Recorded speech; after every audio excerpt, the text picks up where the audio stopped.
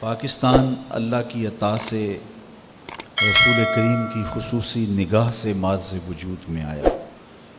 مشائخ اہل سنت نے اور علماء کرام نے جس طرح اس وطن کے لیے کھڑے ہو کر کے اپنا کردار ادا کیا وہ کسی سے مخفی نہیں ہے، لیکن اس کے بعد اب ہم جس جگہ کھڑے ہیں یقیناً پاکستان بنانے کا یہ مقصود نہیں تھا۔ وہ کیا کسی نے کہا تھا، بن گئے تن کے نشیمن کے قفس کی تیلیاں، بن گیا کیا چلے تھے ہم کیا بنانے کے لیے۔ ہمارا اپنا قصور ہے۔ یہ جو تذکرے ہو رہے تھے کس نے کیا کیا اور کون کہاں کھڑا کیا کرتا رہا، قرآن مجید میں اللہ تعالیٰ نے ایک مقام پہ ارشاد فرمایا کہ وہ اس بات پر قادر ہے کہ تمہارے اوپر سے اور نیچے سے عذاب نازل کرے۔ علماء نے لکھا کہ اوپر کا عذاب یہ ہے کہ بے موسمی بارشیں ہوں، آسمان سے پتھر برسیں۔ نیچے کا عذاب یہ ہے کہ زلزلے آئیں، زمین فصل دینا چھوڑ دے، اور بہت ساری باتیں علماء تفسیر نے لکھی۔ لیکن حضرت عبداللہ ابن عباس رضی اللہ تعالی عنہ فرماتے ہیں اوپر کا عذاب یہ ہے تمہارے حکمران نااہل ہوں، اور نیچے کا عذاب یہ ہے تمہاری اولادیں نافرمان ہوں۔ تو اوپر اور نیچے کے عذاب میں ہم لوگ مبتلا ہیں، اور یہ ہمارے اعمال کا نتیجہ ہے۔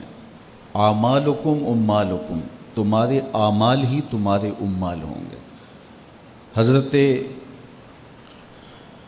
نبی رحمت صلی اللہ علیہ وآلہ وسلم کے دین کی جس طرح آبیاری خلفائے راشدین نے کی، اور پھر بعد میں بدترین حکمران جب آئے تو حجاج بن یوسف، جس کے بارے حضرت حسن بصری نے کہا تھا کہ پچھلی امتوں کے لوگ اپنے سارے ظالم لے آئیں اور ایک پلڑے میں رکھ دیں، اور ہم ایک پلڑے میں حجاج بن یوسف کو رکھیں تو یہ پلڑا پھر بھی بھاری ہوگا۔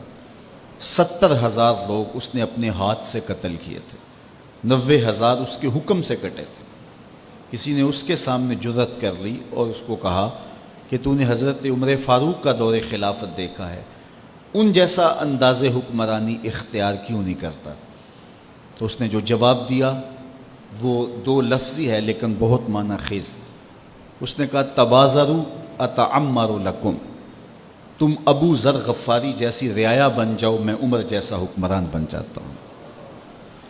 تو آج میں اور آپ سوچیں کہ میں کل ہی نظریہ پاکستان کانفرنس میں کہہ رہا تھا کہ ہم تو قیمے والے نان پہ ووٹ دے دیتے ہیں، تو ہم ہجوم ہیں، ہم قوم بنے ہی نہیں ہیں۔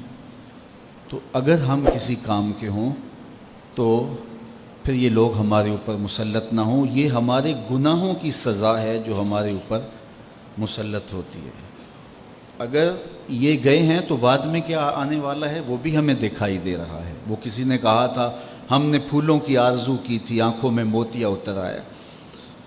تو یہ کتنے سالوں سے یہی مشق ہو رہی ہے، اور آگے بھی ہمیں کچھ دکھائی نہیں دے رہا۔ تو ہمیں پاکستان جن مقاصد کے لیے حاصل کیا گیا تھا ان مقاصد کو خود پیش نظر رکھ کے اپنے اندر ایک عملی تبدیلی لانا پڑے گی۔ اپنے خاندان کی تربیت پر ہمیں کوشش کر کے، اپنے اطراف میں محنت کر کے جتنا اپنے حصے کا کام ہے ہم نے اس کو کرنا ہوگا۔ تو پھر اپنے حصے کا کام کرنے کے بعد پھر اللہ کی رحمتیں ہماری طرف متوجہ ہوں گی۔ خدائے زندہ زندوں کا خدا ہے، اگر ہم محنت نہیں کریں گے، ہاتھ پہ ہاتھ دھر کے بیٹھ جائیں گے تو ہمیں نتائج خود بخود نہیں ملیں گے۔ ہمیں دیکھنا چاہیے کہ ہم کس جگہ کھڑے ہیں۔ اگر کوئی ملک لوٹ رہا ہے تو ہمارا اگر بس چلتا ہے تو ہم جاتے ہوئے جوتے چرا کے لے جاتے ہیں۔ ہم جو کر سکتے ہیں وہ ہم فریضہ اپنا سمجھ کے نبھا رہے ہوتے ہیں۔